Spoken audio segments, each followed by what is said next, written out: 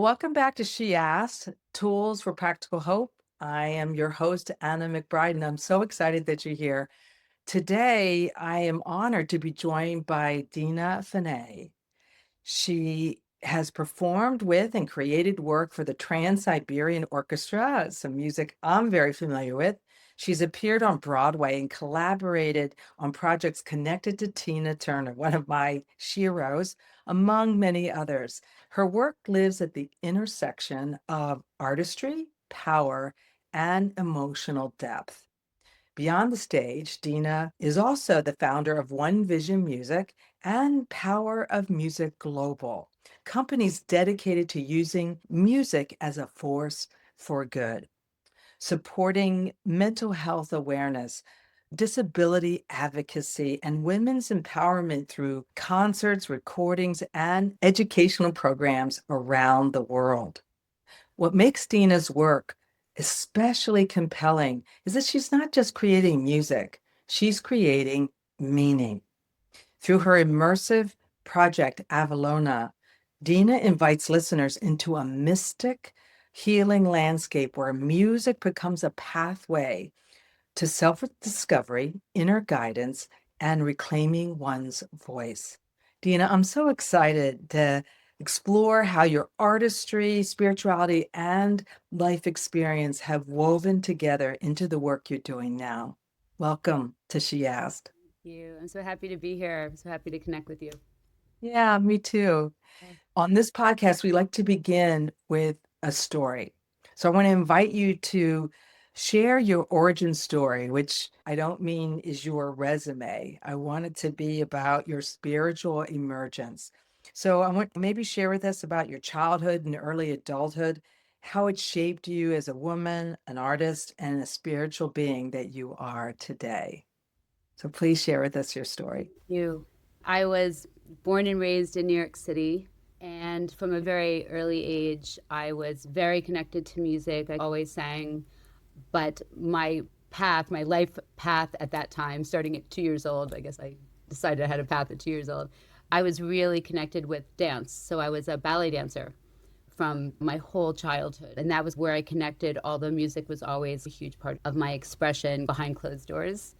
At a very early age, I could connect to what people felt, and it was beautiful sometimes, but it was very scary to me as well because I didn't really understand it. And while I was in my whole dance career, which was obviously started training up until 19 years old, I basically was very dedicated to dance and then got very ill and almost lost my life through eating disorders. And that was something, it's kind of, we all understand that as women, whether it goes into an eating disorder or just into kind of that emotional need for perfection and that we all face. So in my late teens, I was very ill. My body was shutting down. And I got to a place where at one point I was not conscious and I had this presence that came to me and basically said, do you want to live or do you want to die? And if you want to live, this is the choice you have to make. And this is what these are the questions you have to answer. And I chose that I wanted to live. And that was my moment of where I realized how much I was shielding myself and shielding my voice and shielding my sight because it was too painful to see too much or to speak too much, to see too much. And through this kind of experience I had, that was my step onto this journey. I had stopped dance because my body couldn't do it anymore. And I think even more than my body not being able to do it, I think my heart and my spirit couldn't do it anymore.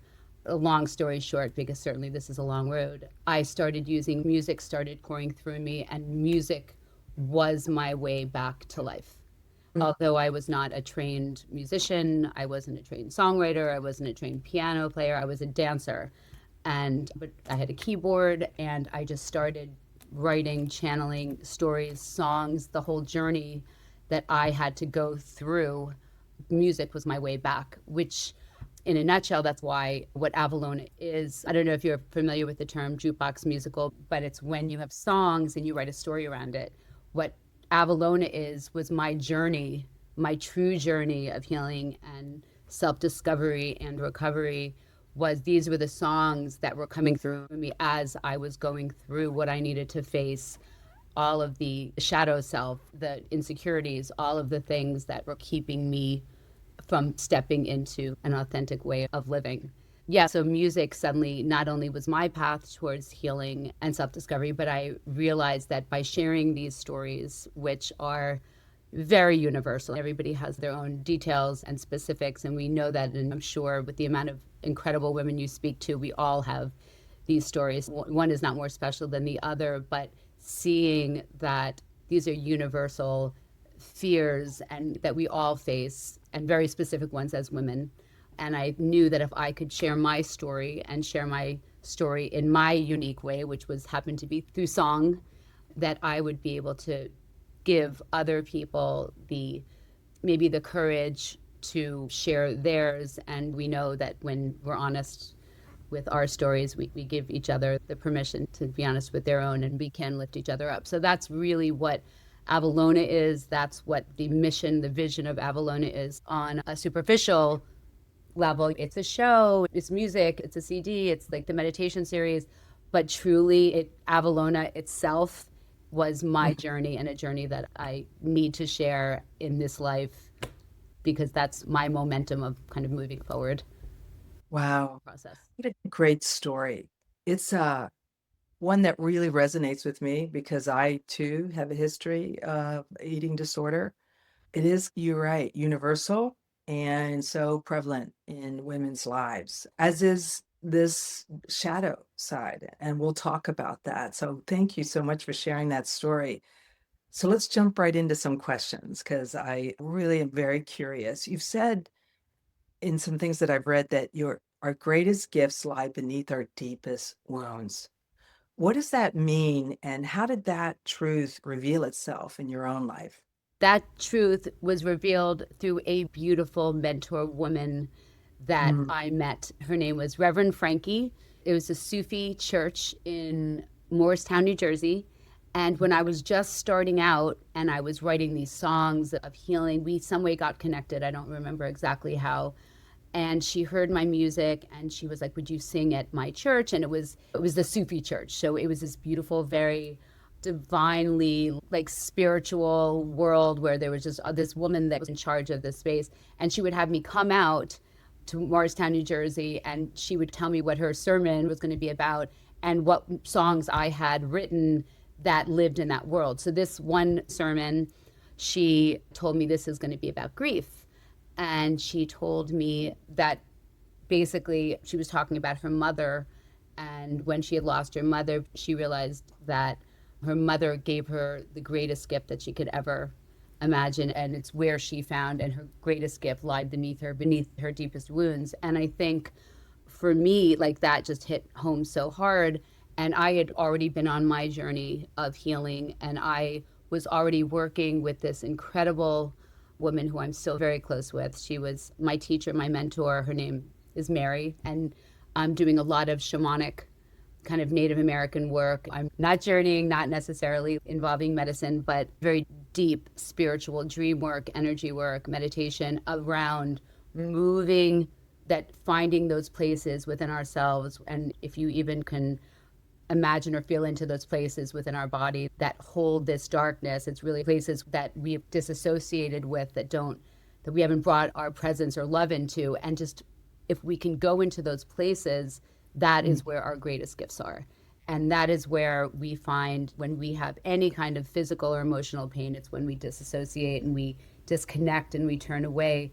But if we're willing to go into them, that is where like life or soul, our spirit, our potential is like knocking on that door saying, here, this is where, this is the doorway to your greatest gifts. And I feel it. And not that I have mastered it, but I know when I am struggling with something, if I can sit with it and I can move through it on the other yeah, side of that pain, that fear, that insecurity, that shadow is where I will continue to find my deeper gifts, and I can continue to help other people have the faith go into those places. So that to me is so huge in everything I do and everything I believe and everything I try to on a daily basis to have enough faith in, that I now when I turn away from it, I go, okay, you're doing it.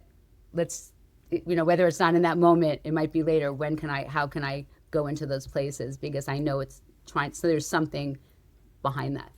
Listen, I totally understand that a lot of the work that I do with clients is really about first understanding what the wounds are Yeah. and leaning into them as opposed to, as you just described, turning away from them. Because both the solution is there, the healing solution path, as well as you just mentioned, gifts are there. And maybe not the gifts that we would typically describe as such, yet they're really from a meaningful life standpoint, truly gifts. So was there a moment when, and maybe you've already said this, but maybe reemphasize it, when you realized that your pain wasn't something to overcome, but something that was shaping your voice?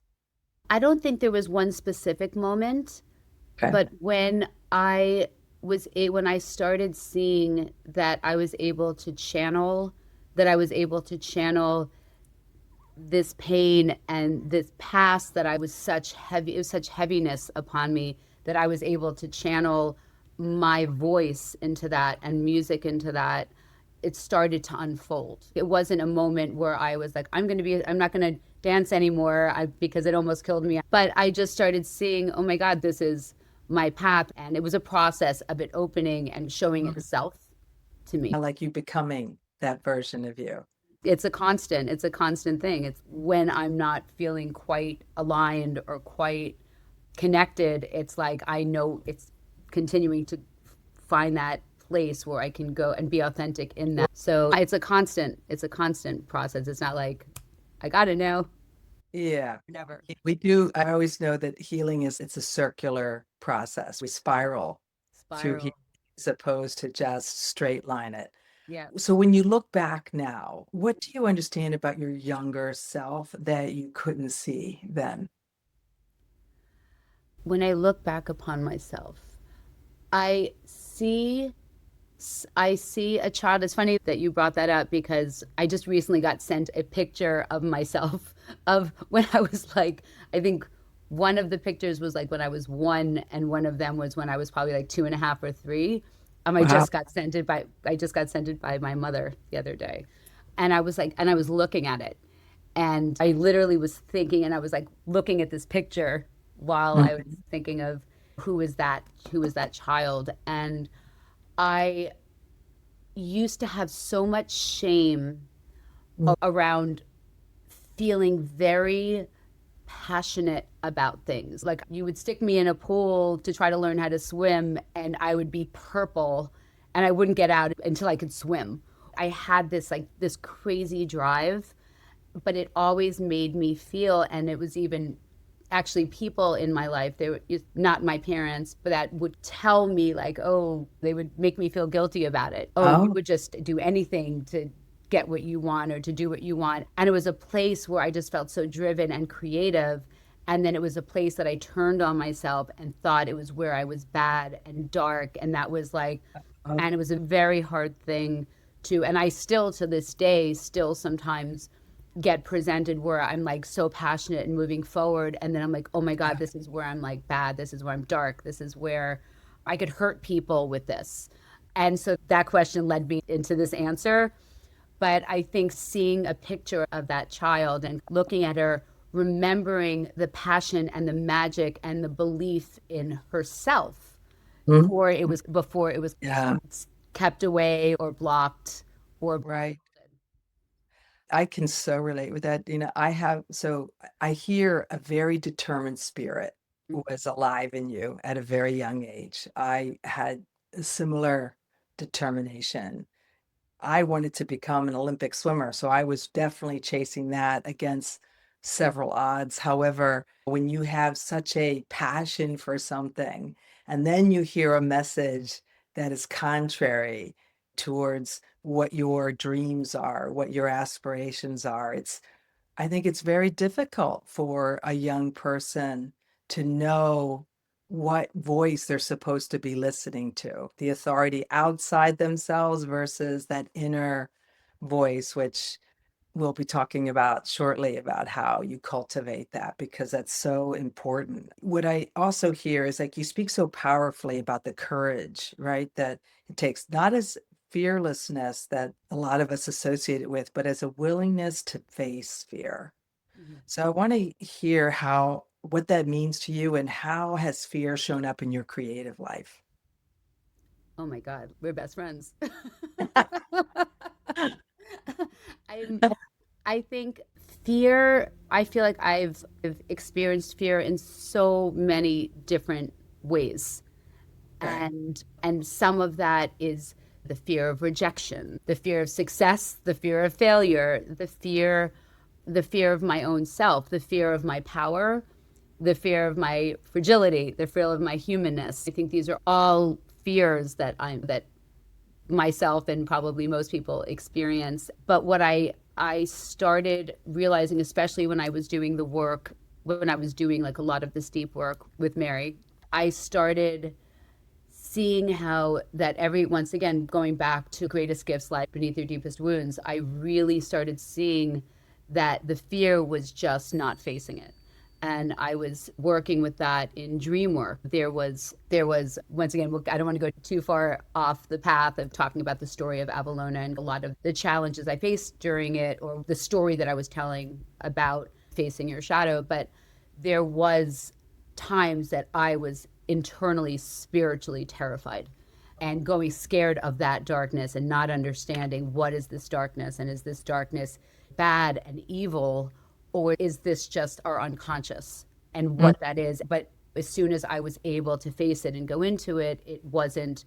I saw, even in, I'll mention one kind of scene in the show, that, and also one that's based on a truth, is there was this figure that used to chase me, like very kind of dark, representing whatever that mm, evil is, chasing me. And after months of this reoccurring dream, I just had to keep on trying to be conscious in it and then turn around and face it. And after months of this reoccurring dream, I finally faced it. And I think it was the second to last of the dreams I ever had. I turned around, and this very kind of crazy, scary creature turned into this opossum, oddly.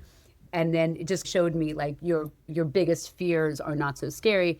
The mm, final dream was this same person chasing, and I faced, and I said I basically had to stop the presence from chasing me.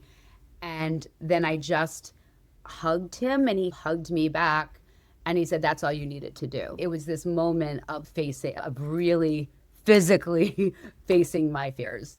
So I wow. think there's so many different levels to that question. But Yeah. I think all the story that I keeps coming back over and over again is like whether those fears are a scary monster chasing you, or just the fear of what am I doing with my life, and mortality, and who Mm, am I, and what, like, it's all the same. It's like, or do we have the willingness to face it? And that is wow. terrifying. I can't deal with it, but that's where neuroses come in. That's where mental health addiction comes in, is when we can't face that. We know that. And so Right. now I know from my healing journey that I don't want to go back there. I know I want to continue in having the most beautiful human experience I can. And I know if I don't face it, it's a slippery slope. Once you've seen too much, you can't like put the blinders back on and turn away, because it'll be very painful. Way Yeah. more painful than we. Yeah. We say once you're awake, you can't go back to sleep. And You you try cannot sometimes. anyway. Yes. Yeah. Awareness has a cost. So the cost, here's a question about cost. What did it cost you to keep your voice inside? And what did it give you when you finally let it out? What did it cost or cause? What did it cost you to keep it inside Did it cost when me? It cost me, honestly, it cost me years and years of my life. I never look at it as I lost, because if I did not have this story of addiction and healing, there's no way I would have the gift of what I have now. So I'm so thankful for it. But looking back and seeing how much of my life was spent in such self hatred and shame and hiding, I still come to terms with that. Still, wow, what if? What right, if? But we all have that, what if I knew then what I knew now?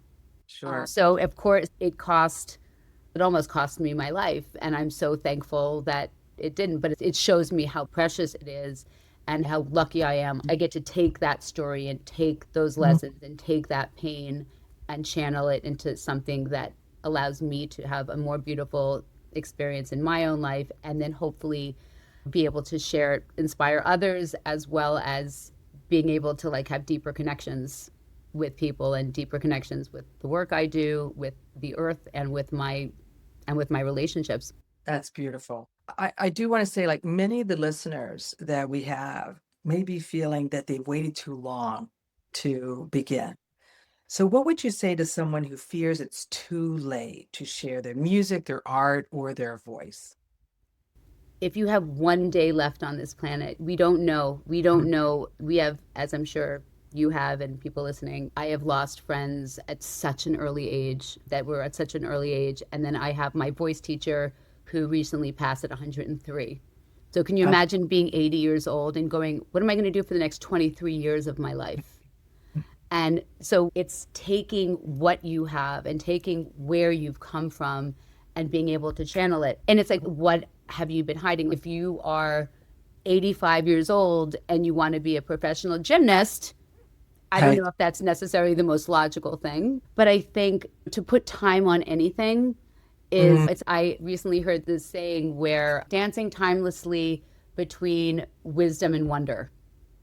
Oh, It's how? so beautiful. And we're always in that. We're always in that place. I think it's never too late. I'm like, at this point in my life, I'm not trying to be a pop star, but I know that we have stories to share and those stories need to be told. That actually is what Avalona is about. That is the whole Yeah. thing is about how we each have a journey, a voice, a vision, and a story to share. And I think actually some of our deepest stories and most beautiful stories are when we're further along in life. That's when we really can share.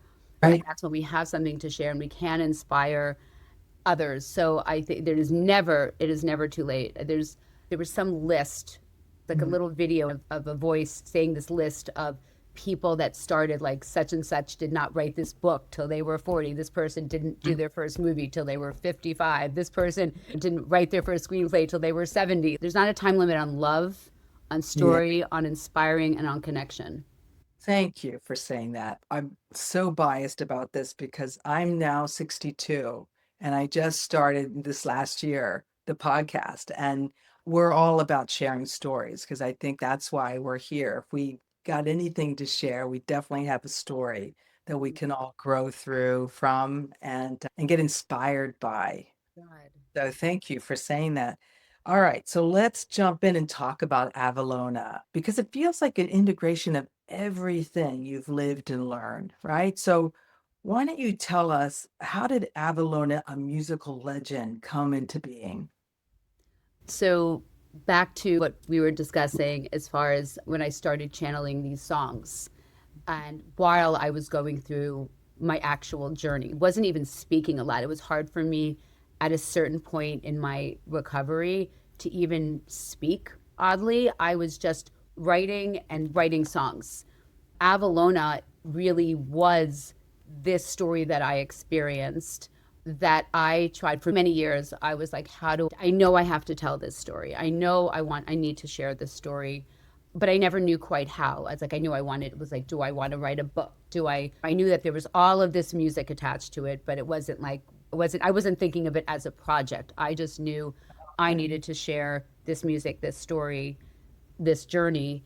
And so for many years, I would put out music, tons and tons of music. I have 8 albums out. I was like doing lots of concerts. I was working with other artists and I was working with people with disabilities. I was like, how do I use music? Because I know music is such a powerful force. So I had this deep desire and need that compelled me to use music in any way I knew how to, whether it was my own journey or to put it out in the world, to use music to make a difference. So during this whole time, I was writing, but still, how do I tell this story? How do I tell this story? And I was like, I just need to tell this story. And if the songs are part of the story, if I can find a way to like really bring this together and tell it through that way, tell it through almost this. I wasn't necessarily thinking of a show. I didn't really know how, but I was like, I need to tell this story through these songs because these songs tell the story.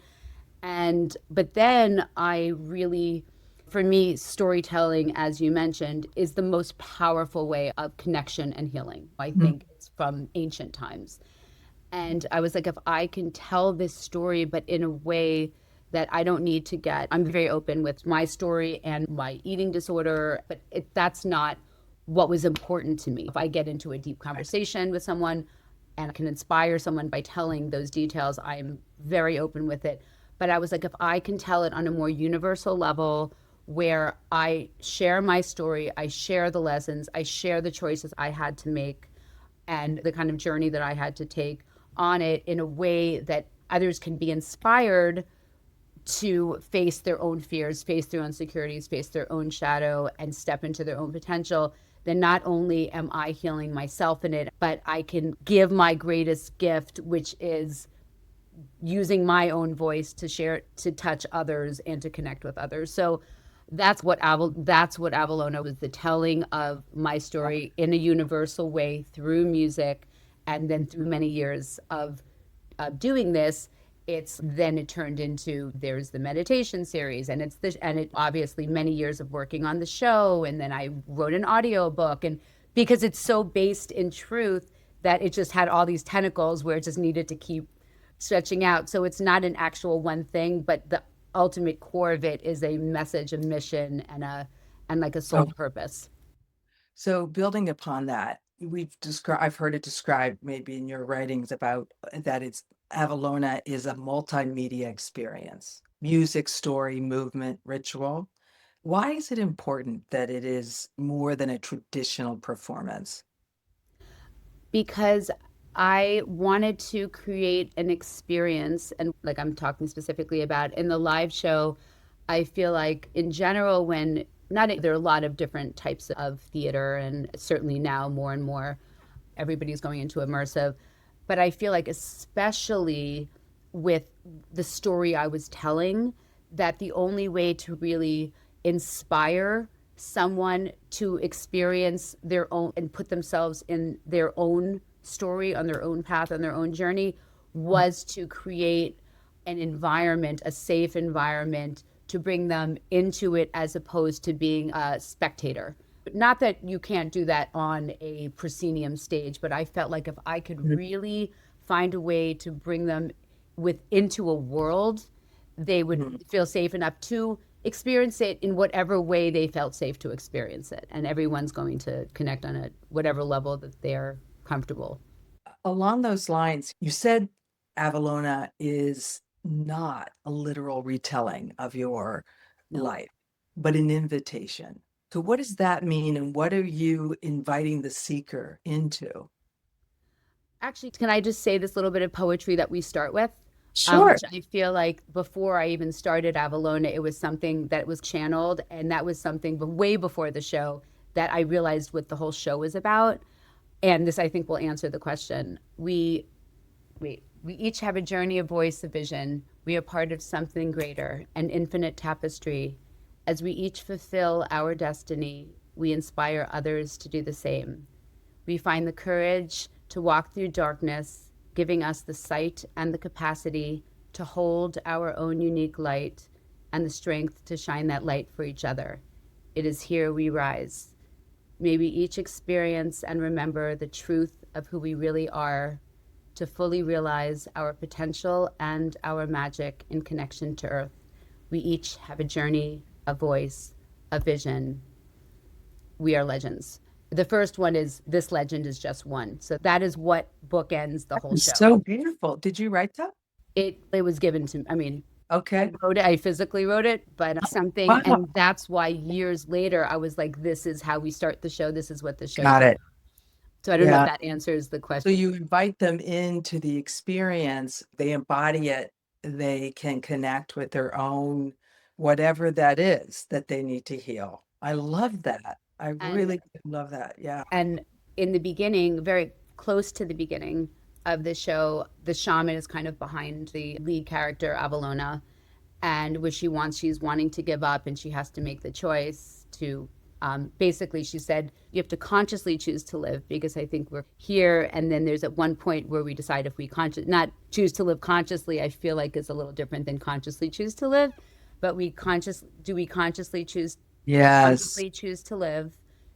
Do you choose to love yourself, and are you willing to see beyond the veil of illusion, which keeps you from your true essence, from your Wow. and that line is throughout the show. Between each scene, the weaver of time is constantly giving the universal soul lesson of the next song. And we're Okay. speaking, so it's species, the weaver of time is speaking to Avalona as well as speaking to the audience. So these are things that you could listen to as pretty poetic text. These are questions that are being asked, hopefully not in an invasive way, not in a therapeutic way, but just constantly planting these questions, these kind of universal questions that allow people to answer for themselves. And at the very end, towards before the Mm. very last song, it's the one time of like silence and kind of darkness, and you just say you now have the choice to live, love, see. So really the whole purpose is taking the seekers on this journey. And listen, some people just come in and they go, oh my God, I love the music, I feel so good, Yeah. who Uh, and then other people are crying. It's like people you- connect to things in different ways. It's not for right. everyone, but the whole point is, how can I take someone on their own journey when they walk out, where maybe they just have a little more courage to face something, or to step out and do something they haven't done, or to love deeper, or to cry harder, or to, it doesn't Yeah. matter, because that's not for me to answer. But Right. so it's really about them. Nice. Wow. That's quite an invitation. You mentioned earlier that Avalona asks people to confront their shadows. Why do you believe we avoid that? And what becomes possible when we don't? What becomes possible when we don't confront it? No, when we When don't avoid it. we don't. So what is scary about it? Everything. It's Yeah. terrifying.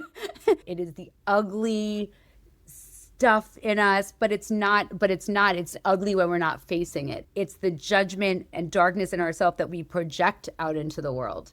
But it's like we all have this, it's a humanness that I think we all struggle with. There's anger and there's shame, and how those feelings, and usually these feelings come from cutting ourselves off from like our deepest intuition and our voice.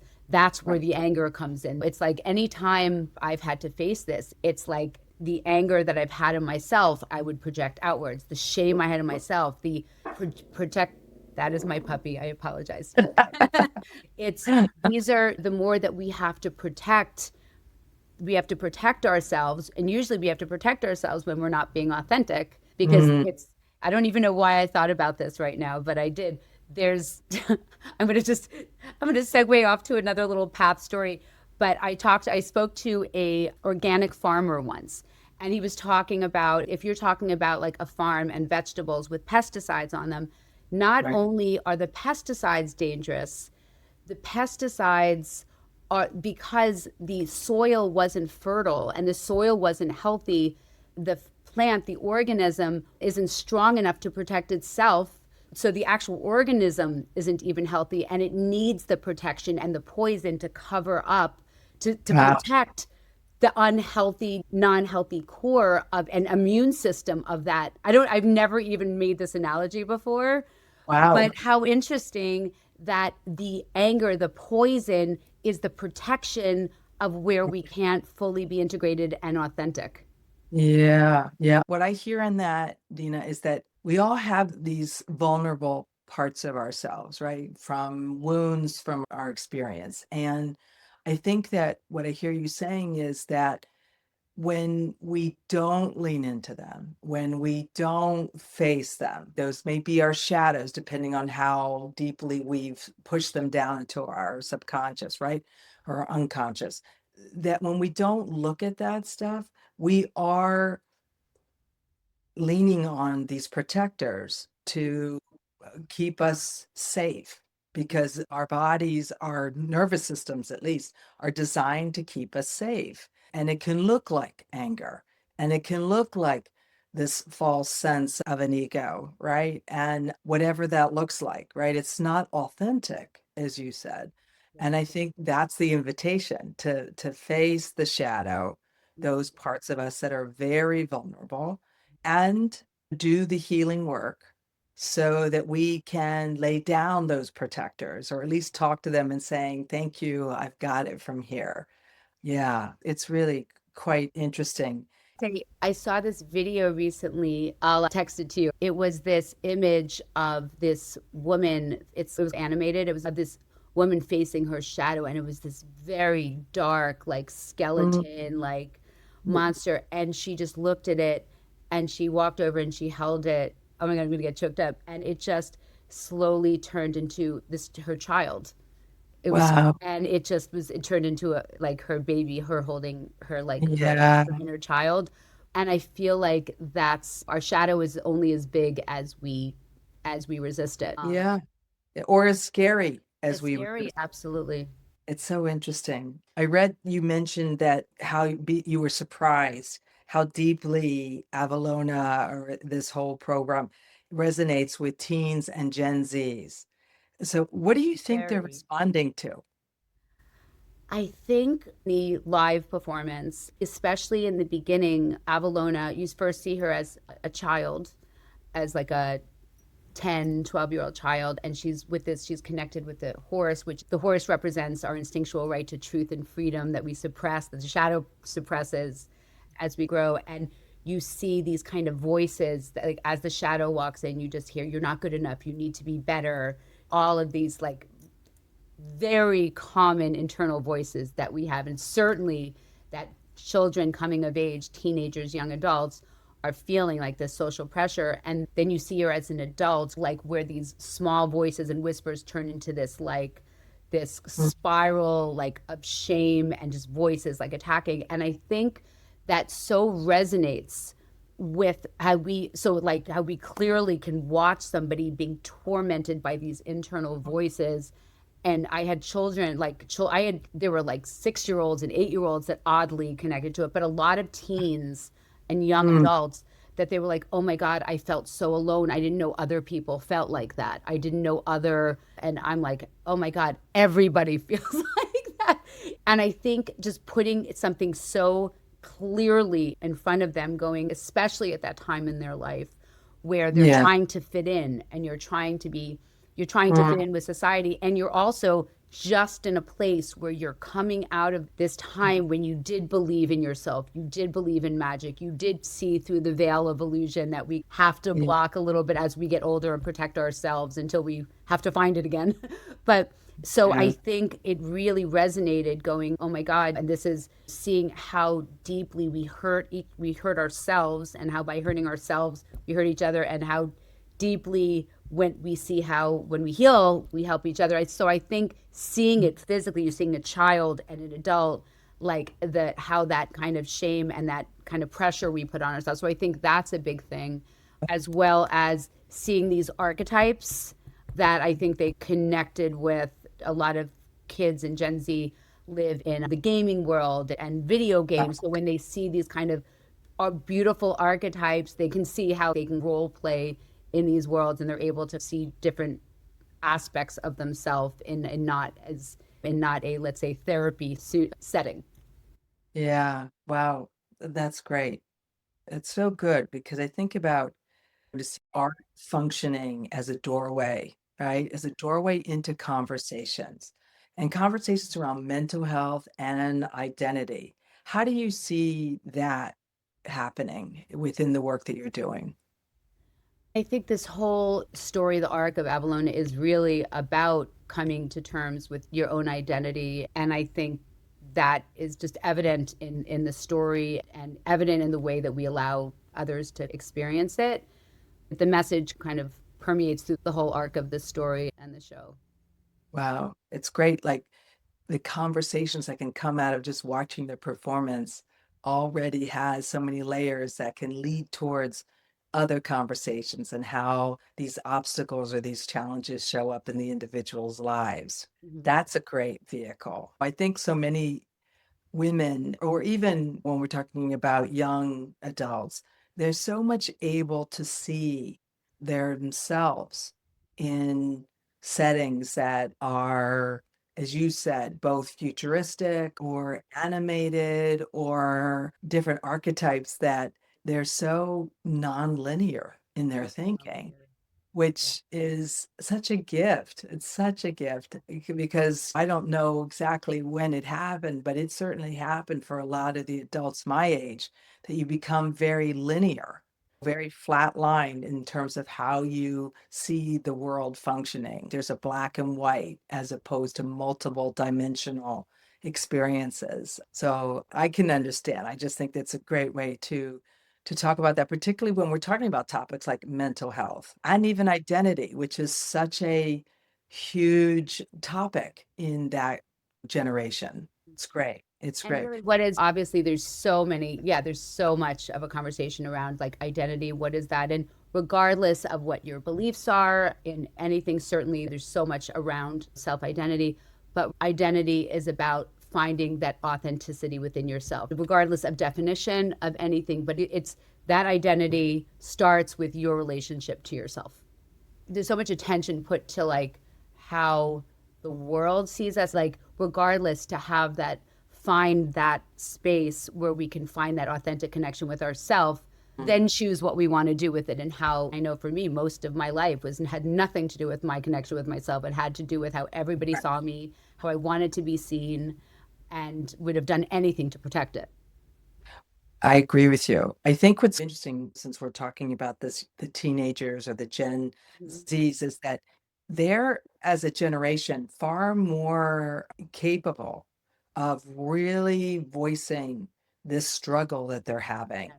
and their strong desire to maintain a connection to self. And then our society then challenges that or makes that wrong or makes that selfish or whatever label they want to put on it. And I think had I had that kind of generational advocacy, I who knows, I may not have struggled as much or as long. And so I really see them as quite the pioneers Oh, of getting absolutely. up. And you keep mentioning the voice. It's like finding and being able to voice that. It's even with, you had mentioned you had an eating disorder as well, Yeah. but so much about the eating disorder is like stifling your voice. Yes. Now it's so beautiful is that we are inspiring the next generation to voice and I think through that is where we're able to start having deeper conversations and deeper Right. connections. Talk about permission. Like that's really the big part, right? Yeah. Yeah. I Yeah. think that's Things great. were not talked about the same. No, no. Yeah. So what I'm hearing you say when you're sharing about your life's lessons, I hear a few arcing themes. One is our wounds hold our gifts. Another one is when the heart breaks, it breaks open. Yeah. And then the third one is don't die with the music inside you. Which one of those feels most alive for you right now and why? Right now, right now, don't die with your music inside. I Mm, think they're all part of it, but I think it's so easy to get tired. For me anyway, it's like I'm just constantly working, trying to put stuff out yeah. and it's not so much like physically tired. It's does it really matter? Having that feeling like, oh my God, does it really matter? Do I really need to get this? Is it just, do I'm adding just something else to the list of something that of like things I want to do and things I want to accomplish and going to know this is what keeps me alive. And if no one else hears it, like you said, is anyone too old? No, don't die with Right. your music inside. There And you go with that. so I think right now that, especially as like where I put out all of this, we did the run and all this stuff, and then what is it, 10 steps forward, sometimes 20 steps back. But Yeah. but going like just keep on sharing, whether that is me sitting by myself at the piano or just Yeah. having enough courage to get to the next step of it. So I think that's the one that's resonating at this moment. Okay. Yeah. So let's talk about 2026 and what's next for you. Okay. You've had a successful off-Broadway run, and now you're looking toward, as I understand it, residencies, touring, and working with schools and universities. So why does sharing this work with young people feel so important to you? Oh God, what we've been talking about. I'm just so excited to share this work with that generation as well as to really learn from them. Like we did a couple of Q&As after our show in this run with schools, seeing how it affected them and seeing the questions they had and the characters that they identified with. So I think it'll teach me about the journey of Avalona. It's like Avalona to me is not something like it's done every single day. Like last night, I just came up with this aha moment going, oh my God, I didn't even realize that about that character. Wow. This is constant. So the more I can learn about it through sharing it, the Mhm. more it can grow in its own journey. And I think sharing it with students and sharing it will teach me about the piece of work and Avalona's journey, as well as I feel like it has such a strong message that can really touch and inspire others, especially if we're going to be touring it, I think, with anyone of that age, but also sharing it with theater departments and music departments to really give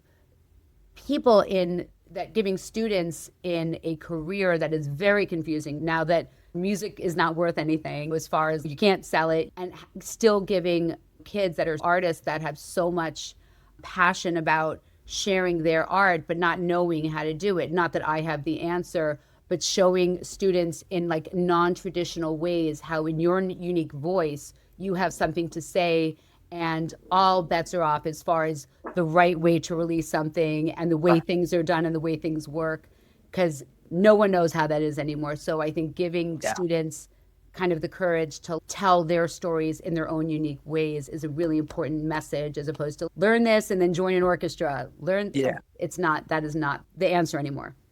Okay. Wow. Yeah, that's really very cool. Now, I understand that you're also releasing the full album, an audiobook, possibly as a series or a podcast, which is exciting to hear.